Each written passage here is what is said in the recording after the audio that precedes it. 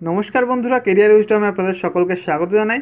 বন্ধুরা, আজকে আপনাদের জন্য নতুন একটি কেন্দ্রীয় সরকারের চাকরি খবর নিয়ে চলে এসেছি। কেন্দ্রীয় সরকারের লাইব্রেরিতে নিয়োগ করা হচ্ছে এমটিএস পদে, অর্থাৎ মাল্টিটাস্কিং স্টাফ পদে। এখানে বন্ধুরা আপনাদের কতগুলি শূন্যপদ রয়েছে, আপনাদের বেতন কত হবে এবং বন্ধুরা আবেদন কিভাবে করবেন, আবেদন ফি কত, সমস্ত কিছু জানাবো আজকের ভিডিওতে।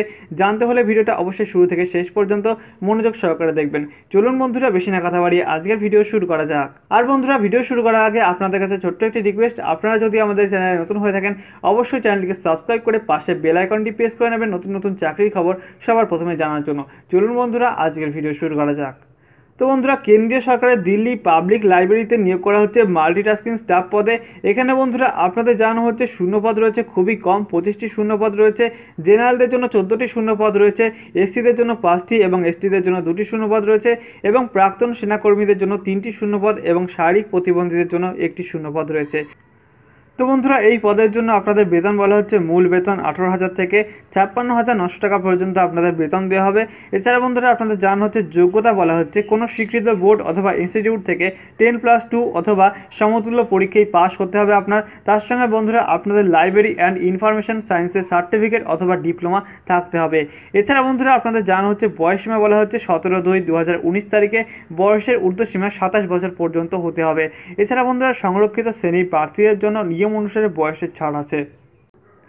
এছাড়া বন্ধুরা আপনাদের জানা হচ্ছে আবেদন ফি এই পদের ক্ষেত্রে জেনারেল এবং ওবিসি প্রার্থীদের জন্য 300 টাকা করে এবং এসসি এসটি প্রার্থীদের জন্য 150 টাকা করে আবেদন ফি চাওয়া হচ্ছে। আবেদন ফি আপনারা পোস্টাল অর্ডার অথবা ডিমান্ড ড্রাফটের মাধ্যমে জমা দিতে পারবেন। পোস্টাল অর্ডার অথবা ডিমান্ড ড্রাফট কাটতে হবে সেক্রেটারি দিল্লি লাইব্রেরি বোর্ড তার অনুকূলে। এছাড়া বন্ধুরা আপনাদের আবেদন পদ্ধতি জানানো হচ্ছে, আবেদন করতে হবে নির্দিষ্ট ফর্মে। আপনারা ফর্ম পেয়ে যাবেন www.dpl.gov.in এই ওয়েবসাইটে। এখান থেকে আপনারা ফর্ম পেয়ে যাবেন। ফর্মটা ডাউনলোড করা হয়ে গেলে প্রিন্ট আউট করে নেবেন। প্রিন্ট আউট করার পর আপনারা সম্প্রতি তোলা পাসপোর্ট মাপের ছবি আপনারা আবেদনপত্রের নির্দিষ্ট স্থানে সেটে দেবেন।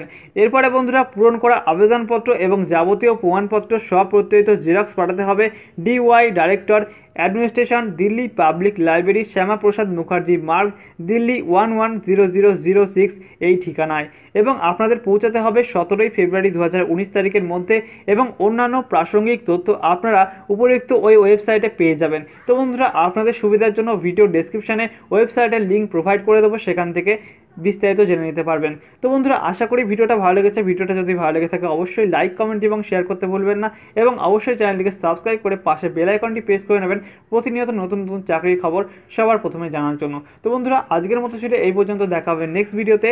জয় হিন্দ, বন্দে মাতরম।